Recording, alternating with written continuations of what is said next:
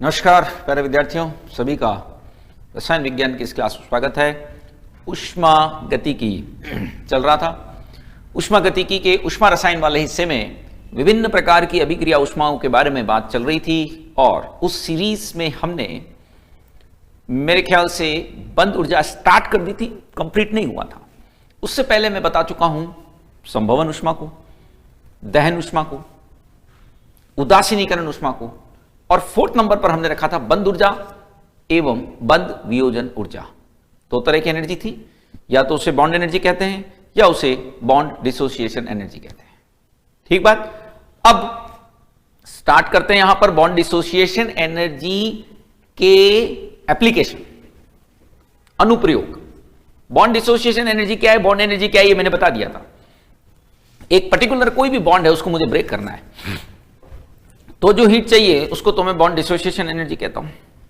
लेकिन यह जो हीट है ना, अलग अलग, उनका एवरेज यदि मैं निकाल लूं तो उसको बॉन्ड एनर्जी कहा जाता है। यह बात हमने आपको पिछली कक्षा में बता दी थी। अब बारी आ चुकी है इसका अनुप्रयोग देखा जाए तो। देखिए बच्चों, बहुत आसान है। बंद ऊर्जा के अनुप्रयोग,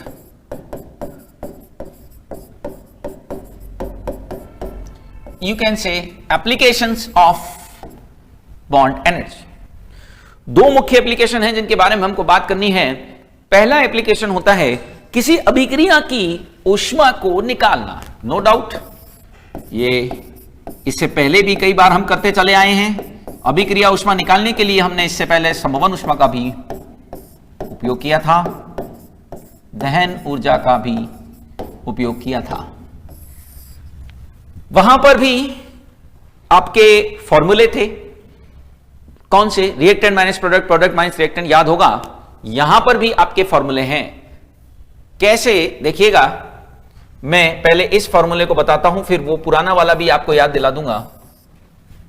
फिलहाल बच्चों, जो यहां फॉर्मूला हम यूज कर रहे हैं वो ये है, डेल्टा एच आर, मतलब अभिक्रिया की ऊष्मा निकालने के लिए मैं bond energy reactant minus bond energy product करूंगा।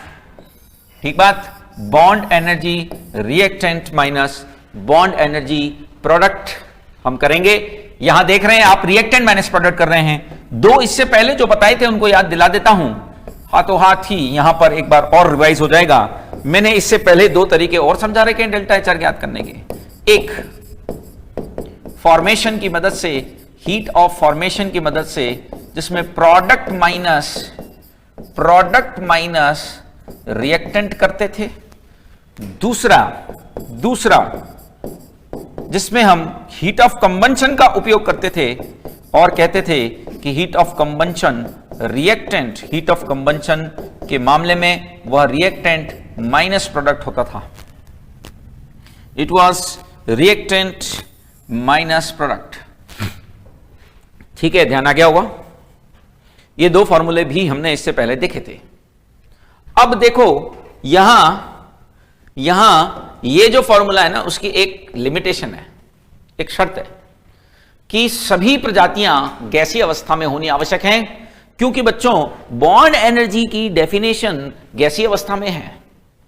बंद ऊर्जा की परिभाषा गैसीय अवस्था के लिए थी, तो फिर जब आप बंद ऊर्जा का उपयोग करना चाह रहे हो तो फिर गैसीय अवस्था में तो होना ही चाहिए। समझ रहे हो?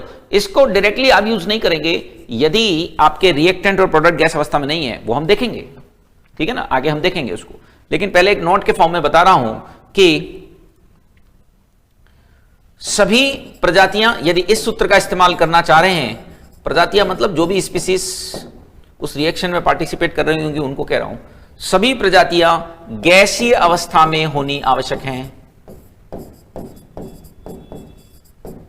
यदि सभी प्रजातियों में से कोई एक भी गैसीय में नहीं है या एक से ज्यादा गैसीय नहीं है, तो सीधे इस सूत्र का उपयोग नहीं हो पाएगा। क्योंकि डेफिनेशन जब हमने देखी थी, परिभाषा जब हमने देखी थी, तो वहां यह बताया गया था, वहां यह कहा गया था कि भैया ऑल स्पीसीज, जब हम इसको डिफाइन करते थे बॉन्ड एनर्जी के कॉन्सेप्ट को, तो कहते थे कि गैसीय अवस्था में एक मोल बंद को ब्रेक करना है। हम कहते थे कि गैसीय अवस्था को, एक गैसीय अवस्था में 1 मोल बंध को ब्रेक करने की आवश्यकता है। तो जैसे पहले तो मैं बताऊं इस सूत्र का उपयोग कैसे करेंगे, एक एग्जांपल से बताता हूं, फिर एक न्यूमेरिकल भी करेंगे। देखो, मान लेते हैं ये एक रिएक्शन हो रही है,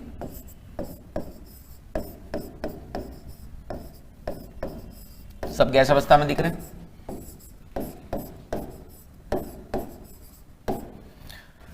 मुझसे यह कहा गया कि भैया इसका डेल्टा HR ज्ञात करो, मतलब इस प्रक्रम में हुआ उष्मा का बदलाव निकालो। तो उसका मैंने सूत्र अभी आपको समझाया और वो लगाया जा सकता है क्योंकि सभी स्पीसीज गैस अवस्था में है। रिएक्टेंट के नाम पर कौन है भाई? X2 है, Y2 है, XY है, यानी 2 हैं यहां पर रिएक्टेंट।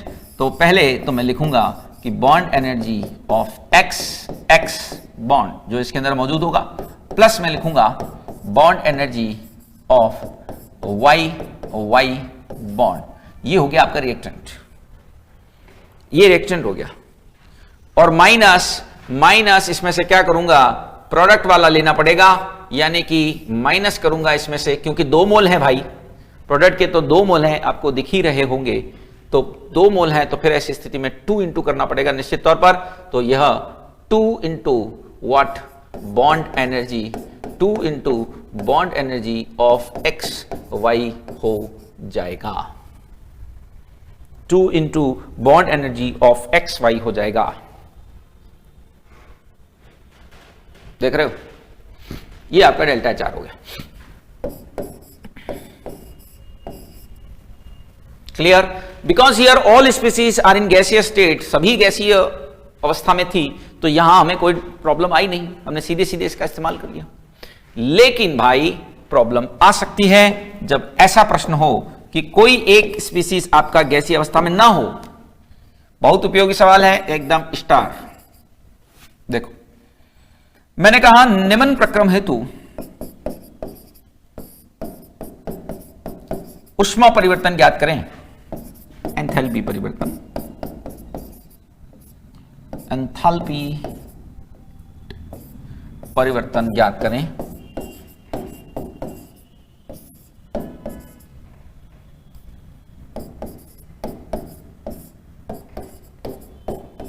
कौन सा प्रक्रम ऐसा दिया है? प्रोसेस ये है बेटा, H2 हाफ O2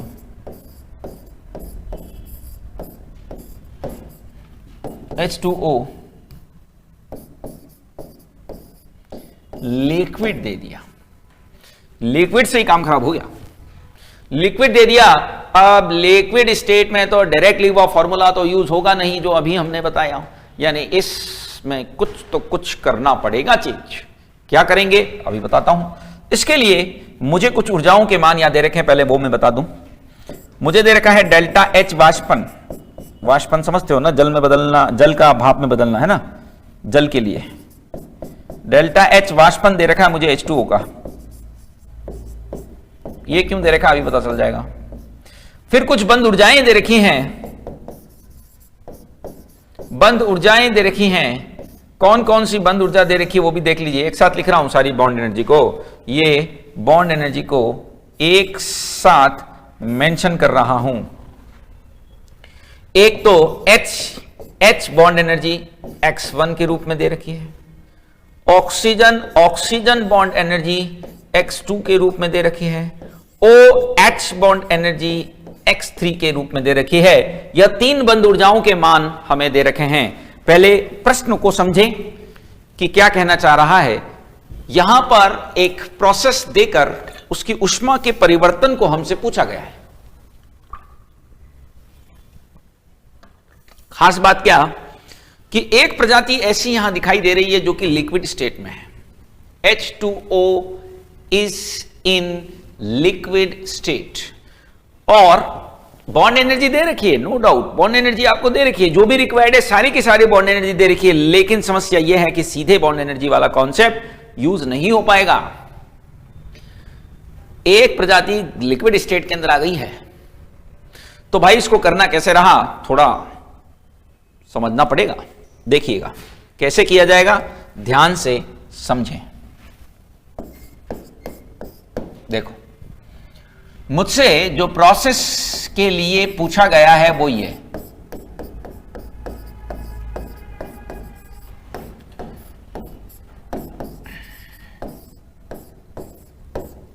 ठीक है।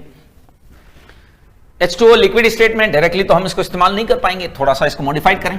इसकी डेल्टा H मुझसे पूछी गई है, क्वेश्चन मार्क। अब मैं इसको ऐसे लिख सकता हूं क्या,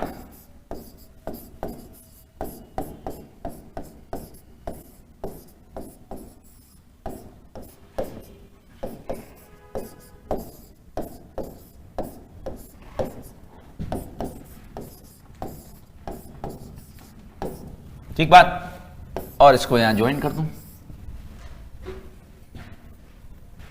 देखो अब क्या किया ये भाई, इससे जुड़ा हुआ मान लेता हूं, इससे जुड़ा हुआ हीट डेल्टा H1 है, इससे जुड़ी हुई हीट चेंज H2 है, इससे जुड़ी हुई हीट चेंज H3 है।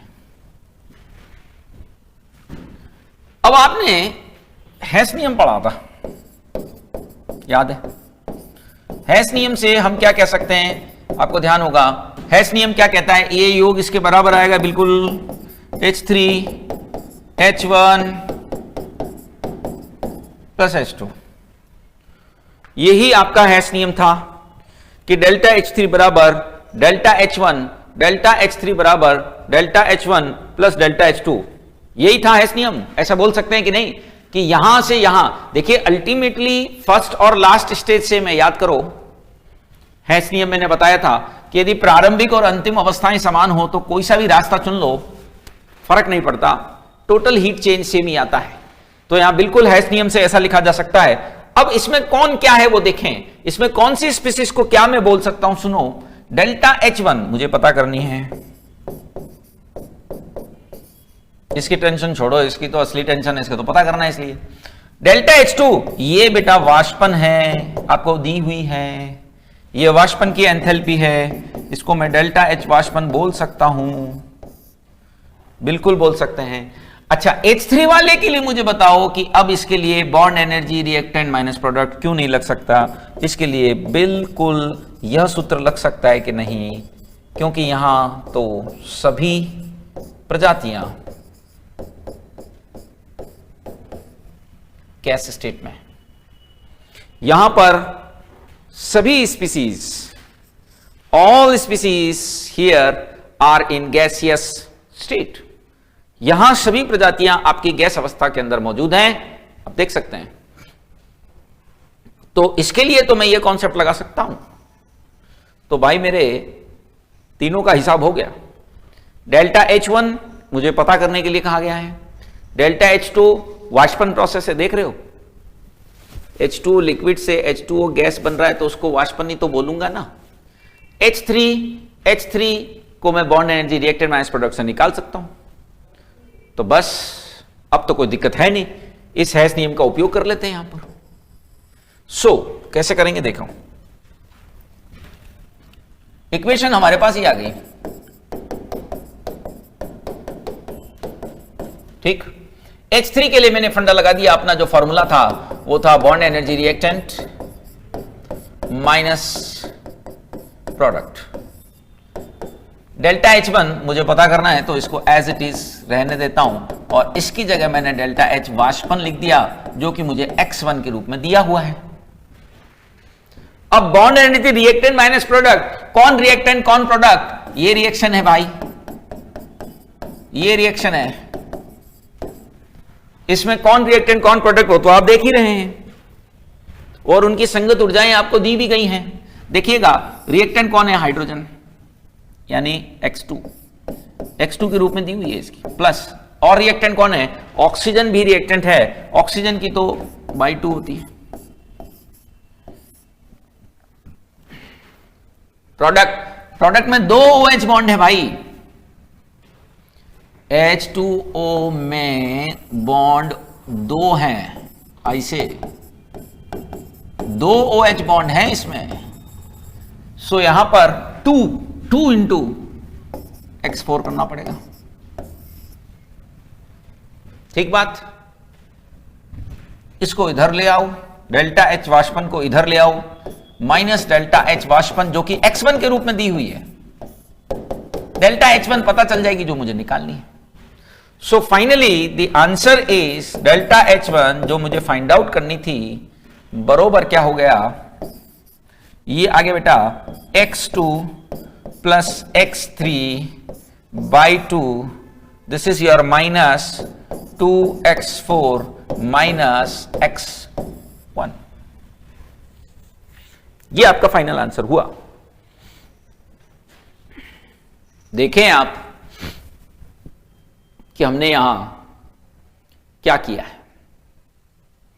सिंपल बात है, सिंपल सी चीज है कि मैं फिर बता देता हूं, जो आपका दे रखा था ना लिक्विड, उसको थोड़ा सा एक स्टेप मैंने आगे बढ़ा दिया और गैस में बदल दिया, सीधी बात यह। फिर हैश नियम लगा दिया। हैश नियम बोलता है कि delta H3 equals to delta H1 plus delta H2, ठीक है ना। ये मैंने आपको बताया था पहले भी, इसके बारे में हम बात कर चुके थे कि डेल्टा H3 बराबर delta H1 plus delta H2 होता है, ठीक। यहां से डेल्टा H1 मुझे फाइंड आउट करना है, डेल्टा H1 मुझे पता करना है, डेल्टा H2 डेल्टा H वाष्पन होता है। ये रहा, लिक्विड से गैस बन रहा है तो वाष्पन ही होगा। और H3 के अंदर हम बिल्कुल यूज कर सकते हैं bond energy reactant minus bond energy product, reactant minus product. यहां हम यूज कर सकते हैं bond energy reactant minus product, क्योंकि इसमें सभी अपनी गैस अवस्था में थी। तो हमने इस बेसिक इक्वेशन का यूज किया है, ये वाली की हेल्प से हमने सॉल्व किया मामला। H1 की वैल्यू फाइंड आउट करनी, H2 की वैल्यू x1 के फॉर्म में दी हुई थी और बाकी हमने निकाल ली बॉन्ड एनर्जी की हेल्प से। आपके सामने है सभी प्रोसेस। ये थोड़ा सा लंबा आपको लग सकता है, लेकिन इसका आसान तरीका भी है, एक शॉर्ट तरीका भी है इसका, बिल्कुल इजी हो जाएगा उससे। लेकिन देखिए, हमेशा बेसिक पहले समझना चाहिए, वो ज्यादा बेटर रहता है। अब मैं इसका एक आसान तरीका भी बता रहा हूं यहां पर, ठीक है ना। एक शॉर्ट ट्रिक टाइप मान सकते हो आप इसको। क्या करना है, डायरेक्टली यहां फॉर्मूला काम आ जाएगा, मतलब आप डायरेक्टली एक फॉर्मूला यहां यूज कर पाएंगे। देखिए क्या है, सबसे पहली बात, ये हमारे पास जो रिएक्शन है वो रही, इसमें ये दोनों तो गैस फॉर्म में दिए हैं, इनकी कोई प्रॉब्लम नहीं है। The only problem is with product, जो कि आपको कौन सी अवस्था में दे रखा है, वो आपको लिक्विड स्टेट में दे रखा है, वो आपके लिक्विड स्टेट के अंदर गिवन है, वो काम नहीं आएगा। तो भाई इसका एक सीधा तरीका बताता हूं, आप सीधे bond energy reactant minus product use कर लो, पर जो एक्स्ट्रा एनर्जी आपको दी गई हो ना, एक्स्ट्रा मतलब बंद ऊर्जा के अतिरिक्त जो भी ऊर्जा दे रखी है उसको ऐड कर दो। किस साइड, जिस साइड गैस अवस्था नहीं दिखाई दे। मतलब देखो, अभी मैं लिखवा दूंगा उसको, इसमें डायरेक्टली आप यूज कर लो। इसकी डेल्टा एच निकालनी है ना, तो आप सीधे सीधे bond energy minus bond energy product कर दो, प्रॉब्लम नहीं है। प्रॉब्लम सिर्फ ये है कि प्रोडक्ट गैस अवस्था में नहीं है, तो उसको आप उसमें आप जोड़ दीजिए जो भी एक्स्ट्रा एनर्जी दे रखी है, जो कि यहां फिलहाल किसके रूप में दे रखी है, वो वाष्पन के रूप में दे रखी है, उसको ऐड कर दीजिए। डेल्टा एच वाष्पन के रूप में जो एक्स्ट्रा एनर्जी मुझे दी गई है उसको मैंने यहां ऐड कर दिया, डेल्टा एच वाष्पन के रूप में मैंने उसे यहां ऐड कर दिया। सो उम्मीद है बात समझ रहे होंगे क्या कहना चाह रहा हूं। सिंपल सी बात है, जो भी एक्स्ट्रा एनर्जी आपको दिखाई दे उसको उसी साइड ऐड कर दो जिस साइड आपका गैस स्टेट नहीं मिले। इसको सॉल्व करके देखते हैं। बिल्कुल देखिए बॉन्ड एनर्जी रिएक्टेंट हाइड्रोजन की बॉन्ड एनर्जी x2 थी, ऑक्सीजन की x3 थी, लेकिन क्योंकि आधा है मोल तो बाई 2 हो गया। माइनस प्रोडक्ट में 2 OH बॉन्ड थे, सो 2x4, साथ में वाष्पन जोड़ दिया। सो देखो बच्चों, फाइनल आंसर क्या आ गया इसका, ये आ गया x2 प्लस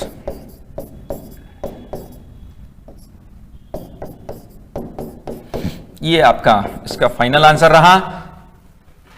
से पहले वाले की शक्ल देखो, दोनों मैच करेगी। x2 plus x3/2 minus 2x4 minus x1, यही आपका आंसर है। सीधा सीधा आंसर आ गया, एकदम इजी। इसमें कुछ विशेष नहीं करना पड़ा हमको। हमने सिर्फ इतना कहा है, क्या कहा कि भाई आपको लगे कि कोई एक ऐसा है जो कि गैस अवस्था में नहीं है, तो आपको कोई ना कोई एक्स्ट्रा एनर्जी जरूर दी गई होगी, कुछ न कुछ अतिरिक्त ऊर्जा दी गई होगी। वह अतिरिक्त ऊर्जा बंद ऊर्जा के अलावा होगी। उस एक्स्ट्रा एनर्जी को जोड़ दीजिए। किस साइड जोड़ दीजिए? जिस भी साइड गैस अवस्था न दिखे। जैसे यहां पर कौन सी साइड आपको गैस अवस्था नहीं दिख रही थी? प्रोडक्ट, तो उसको प्रोडक्ट साइड ऐड करिए। मैं इसको सुंदर राइटिंग में लिख देता हूं।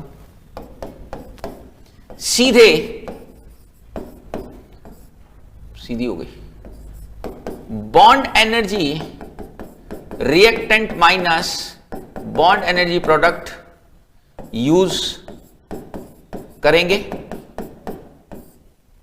केवल अतिरिक्त ऊर्जा जो दी गई है ना, अतिरिक्त का मतलब यहां बंद ऊर्जा के अतिरिक्त ऊर्जा को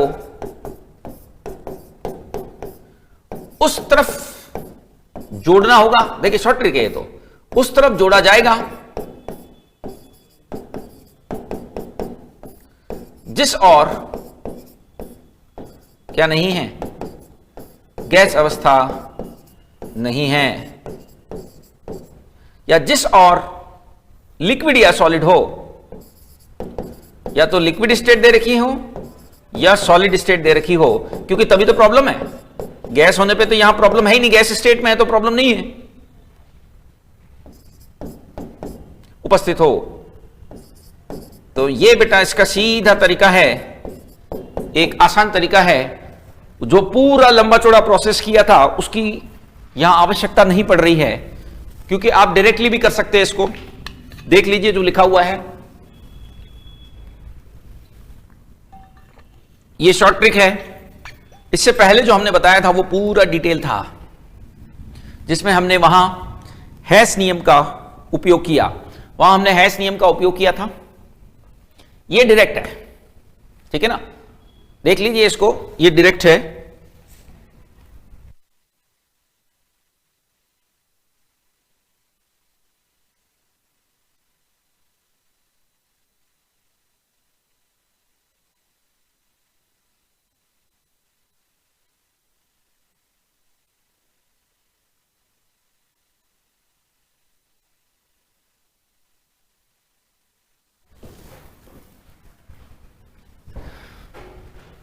ठीक है, समझ गए होंगे, क्लियर होना चाहिए। बहुत उपयोगी सवाल है। एक और इससे मिलता जुलता कराता हूं, उसको सीधे इस दूसरे वाले तरीके से कर लेंगे। क्या कह रहा हूं? दूसरा तरीका फिर सुन लो। जो एक्स्ट्रा ऊर्जा दी है ना, उसको ऐड कर दो। किस साइड ऐड करेंगे? जिस भी साइड गैस के अलावा स्टेट दिखाई देती हो, एक ही साइड दिखेगी, या तो रिएक्टेंट या तो प्रोडक्ट। दोनों साइड दिखेगी तो दोनों साइड की एनर्जी कुछ ना कुछ दे रखी होगी एक्स्ट्रा। ऐसा होगा नहीं, चिंता ना करें। मोस्ट प्रोबेबली किसी एक साइड आपको गैस अवस्था नहीं दिखेगी। एक क्वेश्चन और कराता हूं, देखिएगा, इसी से मिलता जुलता। जैसे ये कार्बन, अब ये सॉलिड दे दिया, होगी गड़बड़। सॉलिड तो चला ही नहीं ना भैया। मुझसे यह कहा गया कि भाई निम्न प्रक्रम, या अब तो उपरोक्त हो गया है ना, उपरोक्त प्रक्रम हेतु ऊष्मा परिवर्तन, इस प्रोसेस के लिए ऊष्मा परिवर्तन ज्ञात करें।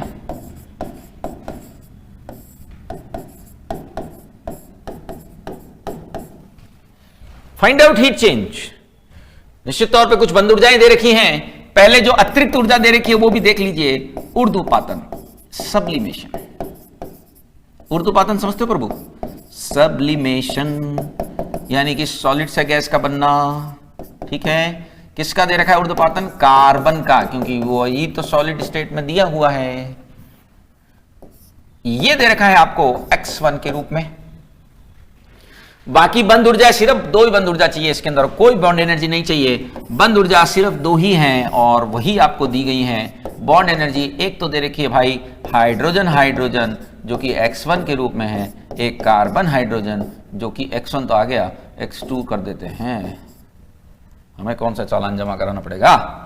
तो एक HH कौन सा हो गया, x2, CH, x3, ऊर्ध्वपातन ऊष्मा x1। अब कैसे करेंगे भाई? देखिए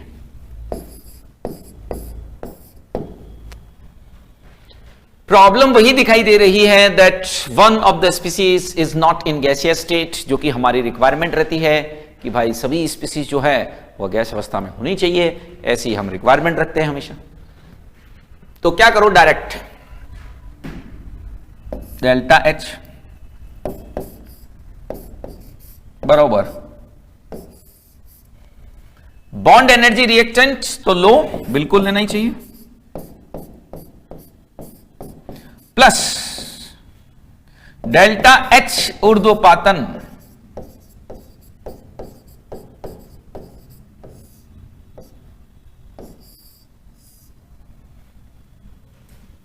माइनस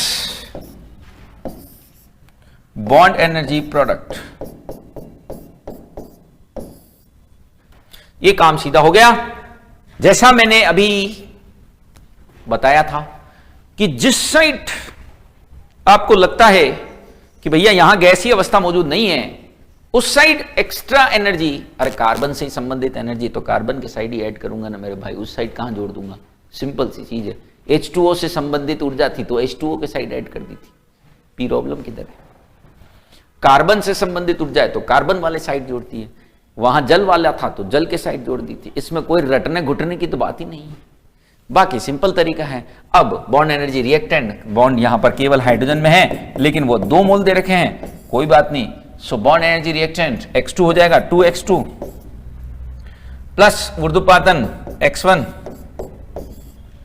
माइनस प्रोडक्ट कितने हैं? 4 बॉन्ड है भाई तो 4x3। ये आपका डेल्टा H हो जाएगा। देख लीजिए सामने आपके किया हुआ है question, it's a straight forward question.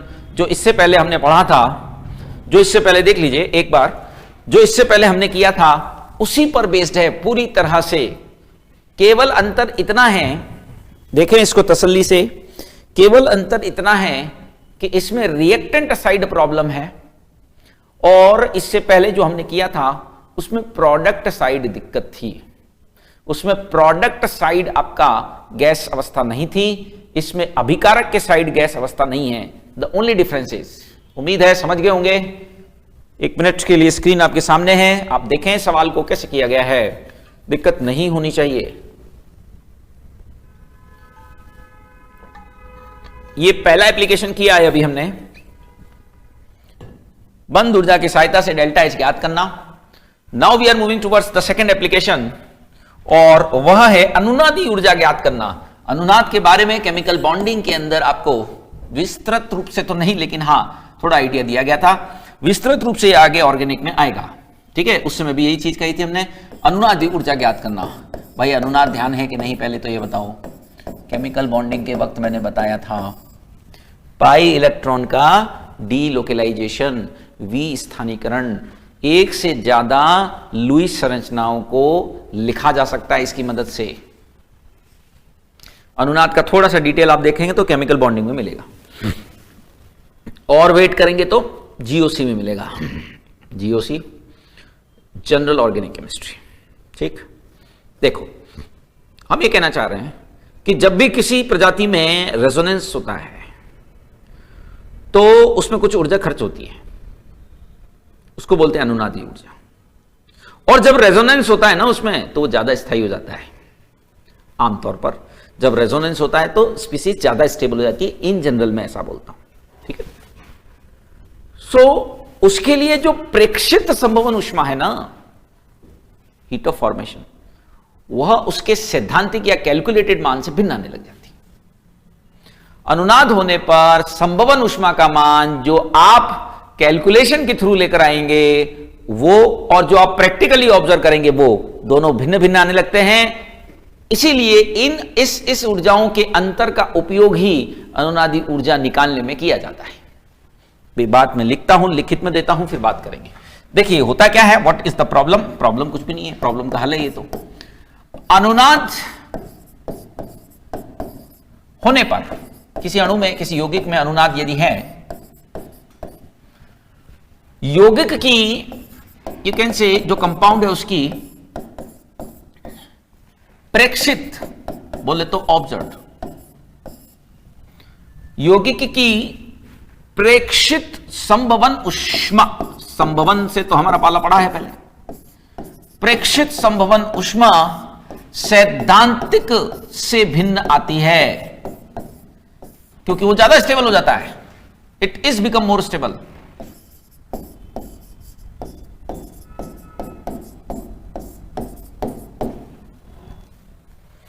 इसी अंतर को अनुनादी ऊर्जा, इसी अंतर की सहायता से अनुनादी ऊर्जा ज्ञात की जाती है।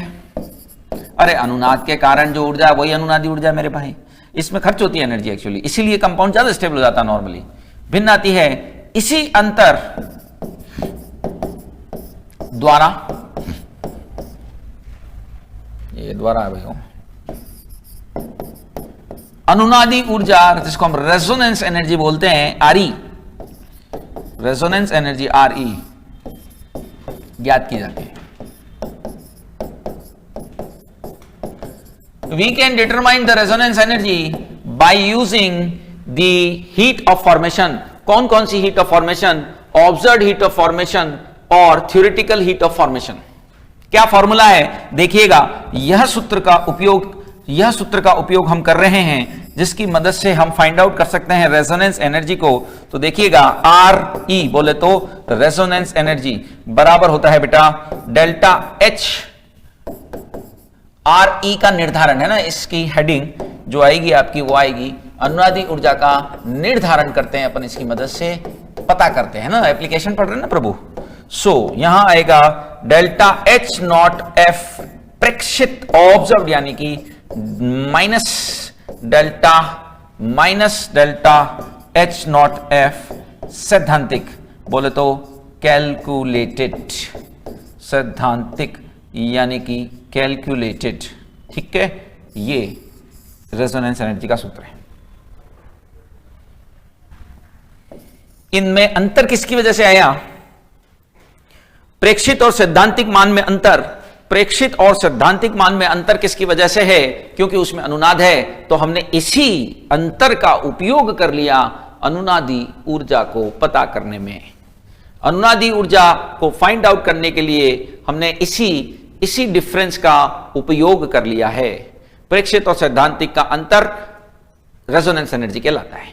अब मुद्दा यह है कि इसमें कौन सी कहां, अभी तक इसमें कहीं बंद ऊर्जा का कोई रोल आया नहीं है और हमने इसको लिखा है एप्लीकेशन के रूप में, तो भाई उसका तो आना जरूरी है। तो देखो बेटा, वो यूं है मामला कि ये जो delta H not F observed है ना, OBS ऑब्जर्व्ड यानी प्रेक्षित, समझ जाओगे, ये तो आपको गिवन होगी, ये तो सवाल में दी गई होगी। कारण, अरे ये तो प्रैक्टिकली निकालने वाली चीज है।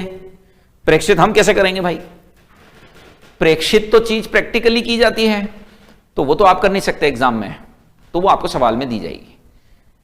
अगला एग्जामिनर आपके लिए उसको प्रेक्षित करके देगा कि ये लो। So delta H not observed ये तो आपको गिवन होगी, लेकिन ये जो है ना प्रोग्राम थ्योरेटिकल वाला, सैद्धांतिक वाला, वो ज्ञात की जाएगी किसकी सहायता से? बंद ऊर्जा। आ गया ना रोल? बंद ऊर्जा द्वारा यानी उसकी हेल्प से ज्ञात की जाएगी। ये काम आपको करना पड़ेगा। एक ऊर्जा तो प्रश्नकर्ता ने आपको दे दी, लेकिन यह हीट आपको फाइंड आउट करनी पड़ेगी, क्योंकि यह हीट बॉन्ड एनर्जी की मदद से आ रही है, and that is the reason हम इसको बॉन्ड एनर्जी का एप्लीकेशन बोल सकते हैं। बोल ही रहे हैं, क्या आप समझे? मैं फिर बोल रहा हूं, जिन प्रजातियों में अनुनाद पाया जाता है उनके लिए प्रेक्षित संभवन ऊष्मा अलग आती है, क्योंकि वो थोड़े ज्यादा स्थायी होते हैं। किससे? सैद्धांतिक रूप से जो आनी चाहिए उससे। इस अंतर का ही उपयोग करके हम अनुनादी ऊर्जा को ज्ञात करते हैं। और यहां एक बात क्लियर है कि इसका प्रेक्षित मान तो आपको दिया गया होता है। सैद्धांतिक मान के लिए आपको उपयोग करना पड़ेगा अपने बॉन्ड एनर्जी के कॉन्सेप्ट का, और यही कारण है कि यह बंद ऊर्जा का अनुप्रयोग माना जाएगा। एक सवाल करते हैं, उससे ही क्लियर कंडीशन होगी। देखें, N2O बड़ा पॉपुलर कंपाउंड है, सुने होंगे, नाइट्रस ऑक्साइड। हास्य गैस बोलते हैं इसको, लाफिंग गैस, सुने हैं, इसलिए पॉपुलर है, इसको लाफिंग गैस बोलते हैं। सो N2O हेतु नाइट्रोजन ऑक्साइड रेजोनेंस दिखाते हैं हमेशा, ठीक है ना। सो N2O हेतु अनुनादी ऊर्जा ज्ञात करें। प्रश्न यह है,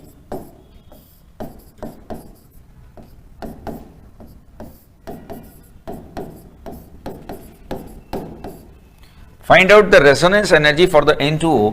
N2O हेतु अनुनादी ऊर्जा ज्ञात करें।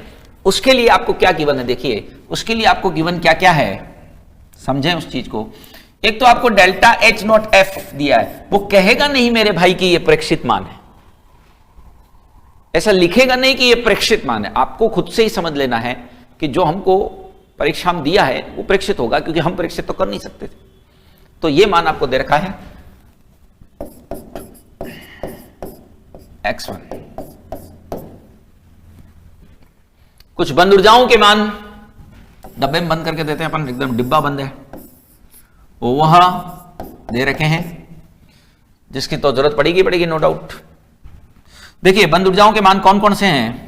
एक बॉन्ड एनर्जी आपको दे रखी है nitrogen nitrogen triple bond X2 के रूप में, oxygen oxygen double bond X3 के रूप में, nitrogen nitrogen double bond X4 के रूप में, nitrogen oxygen double bond X5 के रूप में। बहुत सारी होगी। अब इसको हल करना है। सभी आवश्यक आंकड़े दे दिए गए हैं, कैसे किया जाएगा तो देखें।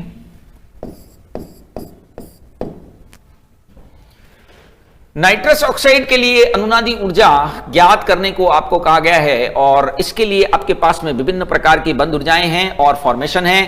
तो रेजोनेंस एनर्जी का सूत्र अभी थोड़ी देर पहले हमने पढ़ा कि वो होता है heat of formation observed, observed मतलब प्रेक्षित, minus heat of formation theoretical, theoretical मतलब सैद्धांतिक, है ना। ये अंतर आपका रेजोनेंस, यह अंतर ही आपका क्या कहलाता है, यह अंतर रेजोनेंस एनर्जी कहलाता है। अब ऑब्जर्व्ड वैल्यू आपको क्या दी हुई है, X1 दी हुई है, इसकी कोई टेंशन नहीं है। लेकिन थ्योरेटिकल निकालने के लिए मैंने अभी कहा था कि भैया इसके लिए तो आपको बॉन्ड एनर्जी पर जाना पड़ेगा, और वह क्या होगा, bond energy reactant minus bond energy product. तो उसके लिए पहले रिएक्शन तो लिखूं। रिएक्शन कौन सी, N2O के बनने वाली रिएक्शन, N2O के फॉर्मेशन की रिएक्शन। कॉमन सेंस, फॉर्मेशन का क्या मतलब होता है, संभवन वाली रिएक्शन। कितनी बार बताइए, संभवन मतलब N2 और O2 से ही तो होगा संभवन उसका।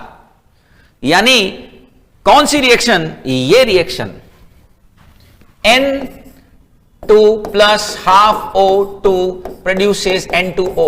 इससे काम चलेगा नहीं, पूरे बॉन्ड बनाने पड़ेंगे।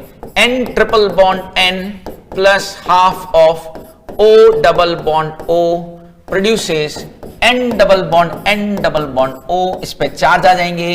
रेजोनेंस में ऐसा हुआ करता है, यदि आपको ध्यान हो तो, नहीं ध्यान हो तो आगे आ जाएगा रेजोनेंस वापिस। देखिए ये रहा।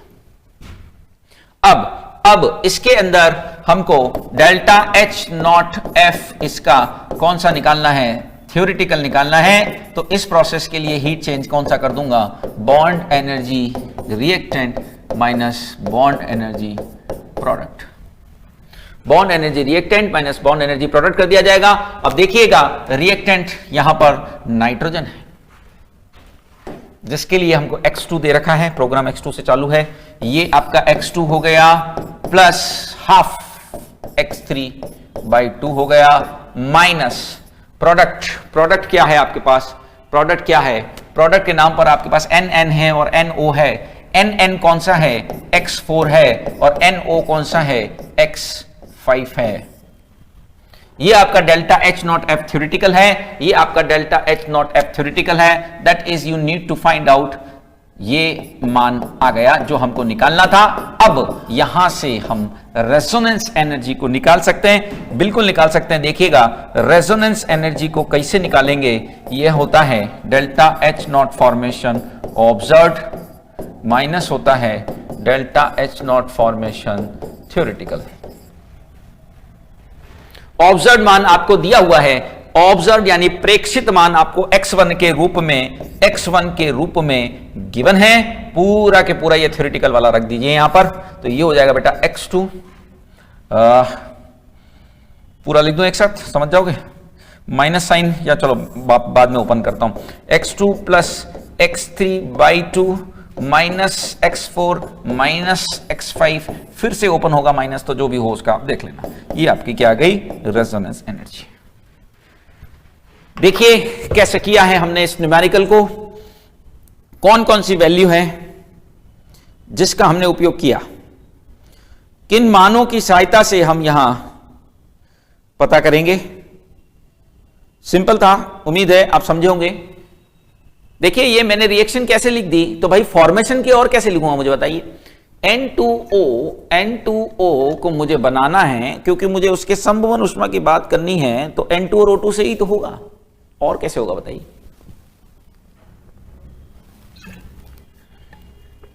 N2 और O2 की मदद से ही तो संभवन वाली रिएक्शन लिखी जा सकेगी, और इसकी ही मदद से N2 और O2 वाली रिएक्शन की मदद से ही तो हम ज्ञात कर पाएंगे। बात समझ रहे हो क्या हम यहां कहना चाह रहे हैं? उम्मीद है आप बात समझे होंगे। नाइट्रोजन और ऑक्सीजन के बीच की रिएक्शन से ही तो N2O बनेगा। तो यहां रेजोनेंस एनर्जी निकालने के लिए हमको प्रेक्षित मान तो दिया गया था, हमें केवल सैद्धांतिक मान ज्ञात करना था, और उसके लिए हमने क्या किया, bond energy reactant minus bond energy product. ठीक है, अब ये हो गया उपयोग बॉन्ड एनर्जी का। अगली ऊर्जा की तरफ चलते हैं। इससे पहले हमने संभवन पढ़ा, दहन पढ़ा, उदासीनीकरण पढ़ा, बंद ऊर्जा पढ़े, 4 तरह की ऊर्जाओं के बारे में बात हो चुकी। अब नंबर 5वें का है, और वह है आपकी 5th एनर्जी, विलियन उष्मा, हीट ऑफ सॉल्यूशन। ठीक, it is heat of solution, विलियन उष्मा इसको कहा जाता है, given by delta H solution, ऐसे लिखते हैं इसको।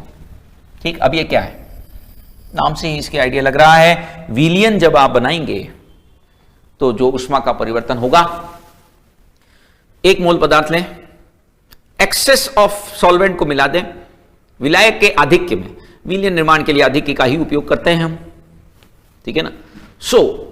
जब एक मोल पदार्थ को विलायक में घोलकर, विलायक के आधिक्य में घोलकर विलियन बनाया जाता है, तो इस दौरान जो उष्मा का परिवर्तन होता है, परिवर्तन बोल रहा हूं, लग भी सकती है, निकल भी सकती है, हीट लग भी सकती है, हीट रिलीज भी हो सकती है, दोनों संभावनाएं, उसी को क्या कहते हैं, विलियन की उष्मा कहते हैं। ठीक है, आसान है, कोई दिक्कत नहीं है। देखिए क्या कहना चाह रहा हूं, डिफाइन करता हूं मैं इसको, फिर बताएंगे। एक मोल पदार्थ को विलायक के आधिक्य, एक्सेस में मिलाने पर या घुलने पर हुआ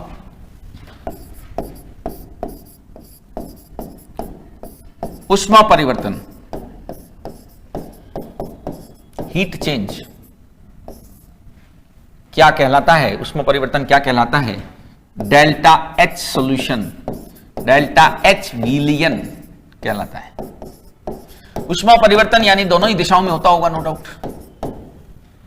एक्सेस ऑफ, आमतौर पे वाटर होता है सॉल्वेंट, तो एक्सेस ऑफ वाटर या एक्सेस ऑफ सॉल्वेंट यूज करने पर जो परिवर्तन होता है उसको डेल्टा एच सॉल्यूशन कहते हैं। मान धनात्मक या ऋणात्मक दोनों हो सकता है।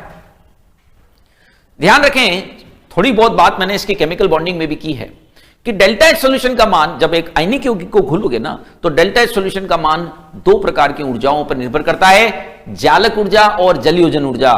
याद कीजिएगा, बताया हुआ है काफी विस्तार से केमिकल बॉन्डिंग के अंदर, काफी डिटेल मैंने उसकी बात कर रखी है। थोड़ा सा आइडिया वापस देता हूं, याद आ जाएगा। देखिए, कहने का मतलब यह है कि डेल्टा एच सॉल्यूशन का मान दो ऊर्जाओं पर निर्भर करता है मेरे भाई, एक जालक ऊर्जा तथा दूसरी क्या, जल योजन ऊर्जा पर निर्भर करता है। जालक ऊर्जा पर और दूसरी जल योजन ऊर्जा पर निर्भर करता है। It depends on latest energy and hydration energy. यानी डेल्टा एच सॉल्यूशन का मान दो प्रकार की ऊर्जाओं पर निर्भर करता है, जालक ऊर्जा और जल योजन ऊर्जा। भाई जालक ऊर्जा, वैसे तो हमने ये कहा था, याद करो, कि दो आयन निकट आकर एक मोल यौगिक बनाते हैं तो जो ऊर्जा निकलती है, लेकिन यहां कैसे डिफाइन करेंगे? उस एक मोल यौगिक को जल में घोलो या उस एक मोल आयनिक यौगिक के आयनों को दूर करो तो जो ऊर्जा लगेगी। ध्यान रखना, दोनों जालक ऊर्जाएं हैं। ये डिटेल में केमिकल बॉन्डिंग के टाइम पर काफी बता चुका हूं, आपको ध्यान हो तो मैं फिर बोल रहा हूं। जब आयन पास में आते हैं और आयनिक यौगिक बनता है ना, तो ऊर्जा निकलती है, इसको भी जालक ऊर्जा कहते हैं। अब यहां कोई आयनिक यौगिक बनाना है क्या अपन को? नहीं, उसको घोलना है, उसको पानी में घोलना है, दिए गए विलायक में घोलना है, तो आयनों को दूर करना पड़ेगा। दूर करने के लिए तो एनर्जी लगेगी, निकलेगी कहां से? इसको भी जालक ऊर्जा कहेंगे। ये एग्जैक्टली इक्वल होगी जो पहले थी, अलग अलग नहीं होती है। जो पहले वाले के अंदर निकलती है उतनी ही लगानी पड़ेगी आयनों को दूर करने में, तो जालक ऊर्जा पर निर्भर करेगा। और फिर जब वो आयन बनते हैं ना, वो जो आयन बनते हैं वो जल के अणुओं से घिर जाते हैं। अधिक डिटेल आप केमिकल बॉन्डिंग में जरूर देखें भाई, यदि दिक्कत है तो जालक ऊर्जा और जल योजन ऊर्जा पर निर्भर करती है। यानी कि मैं यहां इसको इक्वेशन के फॉर्म में बताऊं तो मैं निश्चित तौर पर ऐसा कह सकता हूं कि डेल्टा एच सॉल्यूशन बराबर होती है lattice energy plus delta H hydration या एच ई हाइड्रेशन एनर्जी। इन दोनों का सम होता है, ठीक है ना। इन दोनों का परिणामी जो है वो डिसाइड करता है यहां पर कौन सी क्या ऊर्जा है। देख लो, एल ई जो बेटा है वह आपका जालक ऊर्जा है, लेटेस्ट फुल फॉर्म एनर्जी, और एच ई जो है वह आयनों की जल योजन ऊर्जा है, जो इससे आयन बनेंगे ना उनकी।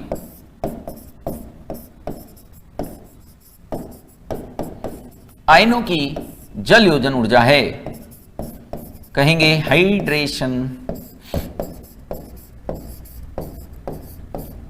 एनर्जी।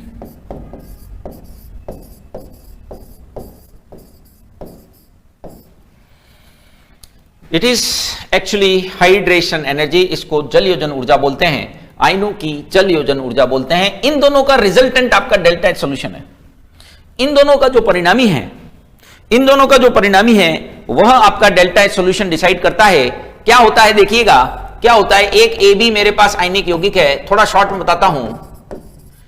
एक आयनिक यौगिक है मेरे पास ए बी, भाई इसके आयनों को दूर करना है, ए प्लस और बी माइनस में इसको बदलना है, तो यहां जो ऊर्जा लगेगी, यहां एनर्जी लगेगी, उसको जालक ऊर्जा बोलेंगे।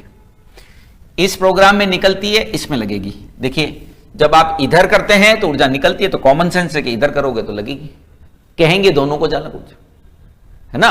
तो यहां पर जो आवश्यक ऊर्जा है, यहां आवश्यक ऊर्जा हमेशा पॉजिटिव साइन होता है, उसको बोलते हैं भाई लेटेस्ट एनर्जी।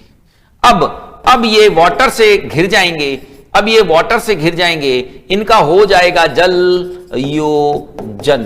तो इससे क्या बनेगा बेटा, ए प्लस एक्वस प्लस बनेगा बी माइनस एक्वस।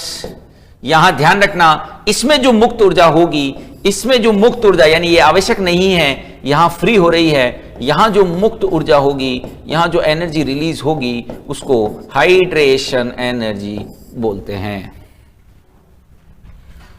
तो तो जो परिणामी है ना, डेल्टा एच सॉल्यूशन का जो रिजल्टेंट है ना, वो इन दोनों ऊर्जाओं पर निर्भर करता है। यही बात मैंने आपको बॉन्डिंग के टाइम पे भी बताई थी। उस समय कई बच्चे इसमें इमोशनल हो रहे थे। क्या कहना चाह रहा हूं मैं, आप समझे होंगे कि भाई इस प्रोसेस में जो अमाउंट ऑफ हीट, इस प्रोसेस में जो टोटल नेट चेंज आएगा ना, इस प्रोसेस का जो नेट चेंज आएगा ना, वही आपका डेल्टा एच सॉल्यूशन को डिसाइड करने वाला है। यानी विलयन की ऊष्मा इन्हीं दो पर निर्भर करती है। कैसे? दो केस हो सकते हैं। केस वन हो सकता है बेटा कि हाइड्रेशन एनर्जी का मान छोटा हो, लेटिस एनर्जी का ज्यादा हो, यानी ऊष्मा लग ज्यादा रही है, निकल कम रही है, तो फिर कॉमन सेंस कहता है कि डेल्टा एच विलयन का मान धनात्मक आ जाएगा। ये नहीं घुलेगा जब तक आप उसे गर्म नहीं करेंगे। डेल्टा एच विलयन का मान पॉजिटिव हो जाएगा, ये घुलेगा ही नहीं। हीट करोगे तब घुलेगा, नहीं हीट करोगे तो नहीं घुलेगा। केस 2 भी हो सकता है। It may be possible we have case 2 and what happen in this, hydration energy ज्यादा हो लेटिस एनर्जी से। इस परिस्थिति में क्या हो रहा है? इस परिस्थिति में डेल्टा एच विलयन का मान नेगेटिव आएगा। यह खुशखबरी है, जब डेल्टा एच विलयन का मान नेगेटिव आता है तो वह आसानी से डिसॉल्व हो जाती है। ध्यान रखना, यहां जो हाइड्रेशन एनर्जी है जो हम यूज कर रहे हैं, वह आयनों की जल योजन ऊर्जा है। आयनों को जल के द्वारा घेरे जाने पर जो ऊर्जा निकलती है, उसको यहां प्रयोग में ला रहे हैं। बात समझे? यहां मैं क्लियर कर दूं क्योंकि थोड़ा सा कंफ्यूजन इसमें कभी कभी होता है। यहां He क्या है? आयनों को, चाहे वो पॉजिटिव हो चाहे नेगेटिव हो, जल द्वारा घेरे जाने पर मुक्त हुई ऊष्मा या ऊर्जा, यह हाइड्रेशन एनर्जी है। आयन जो बनाता है ना, वो आयन जो बनाता है ना, वो आयन जो है वह सेपरेट होंगे। वह आयन जब सेपरेट होंगे तो वह जो बनाएंगे, सेपरेट होकर के वो जल के द्वारा घेर लिए जाएंगे, उसमें मुक्त हुई ऊर्जा को ही हम यहां पर जल योजन ऊर्जा बोलते हैं। ठीक है, क्या बताया? डेल्टा एच सॉल्यूशन के बारे में बात की है, जो कि पॉजिटिव या नेगेटिव दोनों हो सकती है, दो प्रकार की ऊर्जाओं पर निर्भर करती है। इससे संबंधित एक क्वेश्चन हम यहां डिस्कस कर रहे हैं। देखिएगा, एक स्तंभ मिलान करने वाला है, match the column. Match the column type question है, समझिएगा, इजी है, कोई दिक्कत नहीं आएगी। पहला प्रक्रम, प्रोसेस, और उससे संबंधित एंथैल्पी परिवर्तन, डेफिनेशन देनी एक तरह से हमको। देखिएगा, ध्यान से देखिएगा, कॉपर सल्फेट सॉलिड है और मैं उसको बदल दूं कॉपर सल्फेट एक्वस, विलियन बन गया भैया। ये सॉलिड है, ये विलियन है, ये दोनों अलग अलग फेज है। दूसरा, कॉपर सल्फेट सॉलिड से मैंने बना दिया फिर से सॉलिड, लेकिन .5H2। आपने ऐसा देखा होगा, ये क्रिस्टलीय जल कहलाता है। क्रिस्टलों में उपस्थित रिक्त स्थान में फंसने से बनता है। क्रिस्टलाइन वाटर है, ये क्रिस्टलाइन वाटर होता है। ये अभी भी सॉलिड लिखा है, ठीक है, ये सॉलिड ही लिखा है, दोनों सॉलिड है भाई। तीसरा प्रोसेस बताया गया है, सॉलिड लिया, ऐसा आपको छोटी क्लासेस में बता देते हैं, .5H2, .6H2, फिटकरी वगैरह का भी इस तरह की चीजों को आप जब किया होगा। ये कॉपर सल्फेट एक्वस है, यानी कि जलीय है। अब सामने इसको किससे मिलाना है? ये आपका एंथैल्पी चेंज, एंथैल्पी परिवर्तन, एंथैल्पी चेंज से आपको इसे मैच कराना है। एंथैल्पी परिवर्तन, वह भी मैं यहां डिफाइन कर रहा हूं। इनको किस किस से कैसे मैच करना है देखिएगा। फर्स्ट ऑप्शन है, द फर्स्ट वन इज, जो पहला ऑप्शन है वह क्या है? वह है डेल्टा एच सॉल्यूशन, या यूं कहूं कि निर्जल लवण का जल योजन। लवण का जल योजन, सॉल्ट का हाइड्रेशन। दूसरा मैं कह सकता हूं निर्जल लवण का, या मैं ऐसा कहूं कि इनको सिंपल डेल्टा एच के फॉर्म में, क्योंकि ऊपर एंथैल्पी लिख दिया ना बेटा, तो डेल्टा एच जल योजन लवण हेतु, ऐसा लिख दिया मैंने इसको। डेल्टा एच सॉल्यूशन निर्जल लवण हेतु, ऐसा लिखा है। और तीसरा है डेल्टा एच सॉल्यूशन जल योजित लवण हेतु।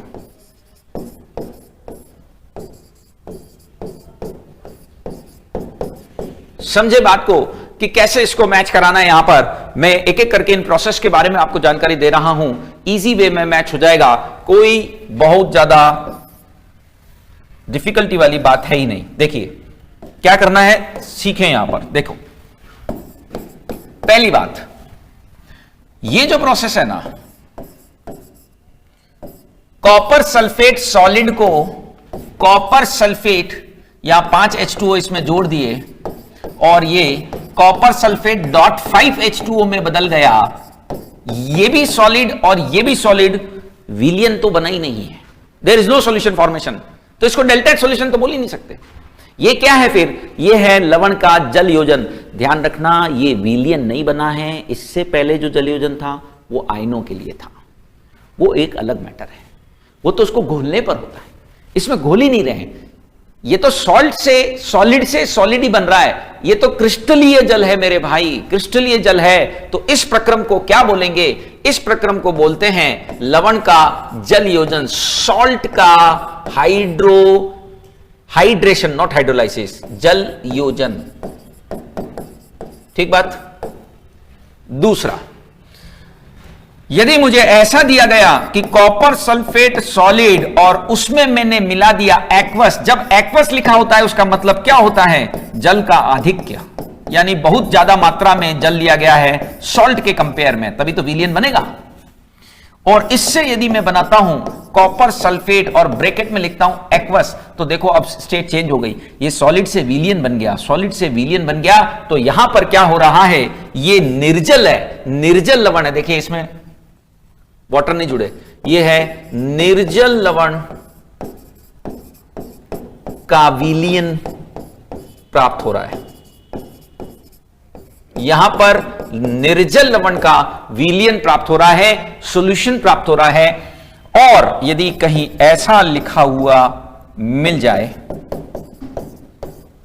सॉलिड, और इसमें मैंने AQ का मतलब होता है फिर से वही बात, जल का आधिक्य, और इससे मुझे ये मिले, तो इसे क्या कहेंगे, ये जल योजित लवण का विलियन प्राप्त करना कहलाएगा। इट इज नॉन एज जल योजित, यह जल योजित लवण का यानी कि हाइड्रेटेड सॉल्ट का विलियन है। ये देखिए तीनों टर्म आपके सामने हैं। फिर बोल रहा हूं, पहले वाले में कोई सॉल्यूशन नहीं बना है, सॉलिड से सॉलिड है, सॉलिड से सॉलिड, नो सॉल्यूशन फॉर्मेशन।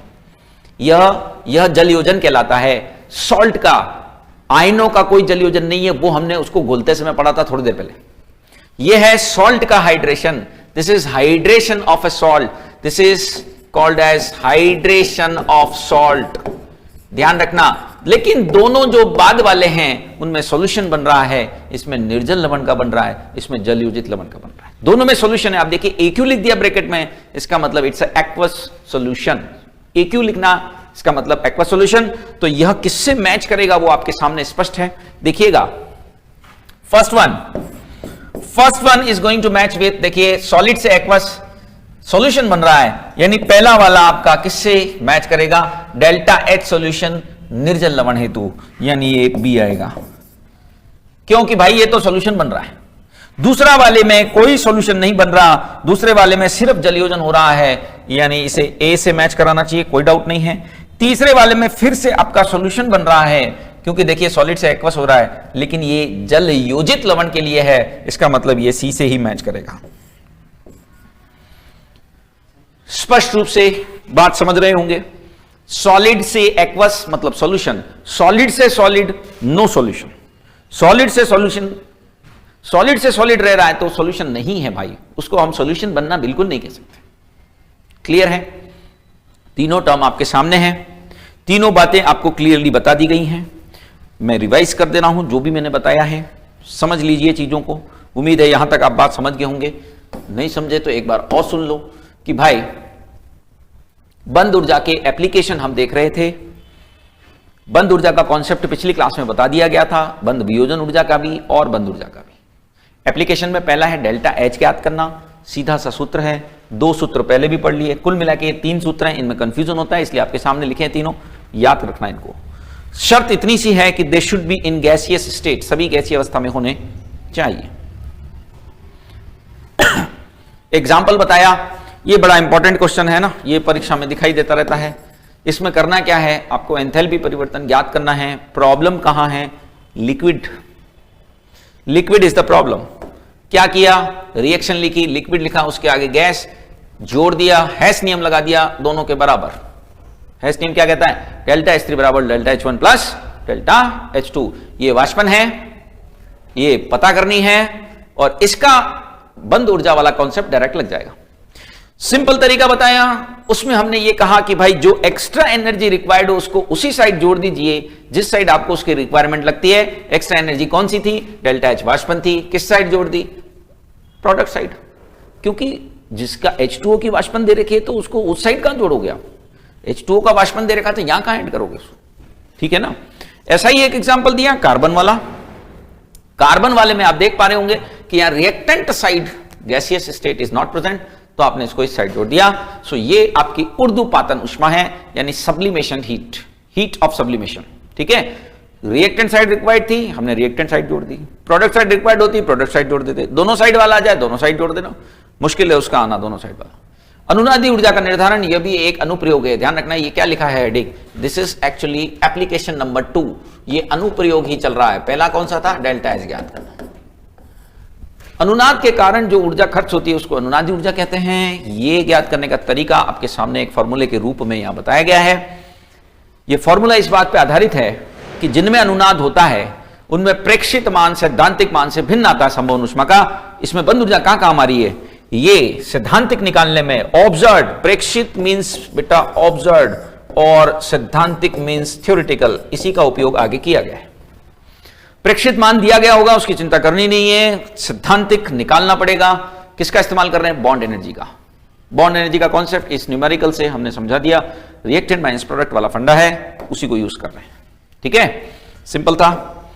अगले प्रकार की ऊष्मा विलियन ऊष्मा। विलियन निर्माण में हुई ऊष्मा का परिवर्तन एक्सेस लेना है, 1 मोल लेना है। पॉजिटिव भी होता है, नेगेटिव भी होता है। आयनिक यौगिक की बात करूं, 2 प्रकार की ऊष्माओं पर डिपेंड करता है, जालक ऊर्जा, जलयोजन। ध्यान रखना, ये जलयोजन ऊर्जा आयनों की जलयोजन ऊर्जा है। अभी जो लेटेस्ट थोड़ी देर पहले पढ़ा था वह सॉल्ट के लिए थी। दोनों में अंतर है, कंफ्यूज होने की जरूरत नहीं है। मैंने स्पष्ट रूप से लिखा आयनों की जलयोजन ऊर्जा, ठीक है ना, और वहां लिखा है सॉल्ट की जलयोजन ऊर्जा। दोनों अलग अलग बातें हैं भाई। आयनों की जलयोजन ऊर्जा मतलब आयनों का जल के द्वारा घेरे जाना। सॉल्ट की जलयोजन ऊर्जा इसका मतलब डॉट करके H2O लग जाना, मतलब क्रिस्टलाइन वाटर का आना। ठीक, 2 केस हो सकते थे, बहुत आसान बात है ये तो, कि यदि लेटिस एनर्जी ज्यादा हुई तो फिर वो नहीं घुलेगा, आपको हीट करना पड़ेगा, और हाइड्रेशन एनर्जी ज्यादा हुई तो निकलने वाली एनर्जी ज्यादा है तो फिर घुल जाएगा, क्योंकि डेल्टा सॉल्यूशन नेगेटिव आता है। ये एक सिंपल सी बात थी। सॉलिड से एक्वस सॉल्यूशन बनना, सॉलिड से सॉलिड सॉल्यूशन नहीं बनना, जल योजन होना। सॉलिड से एक्वस फिर सॉल्यूशन बनना, ये किसका सॉल्यूशन?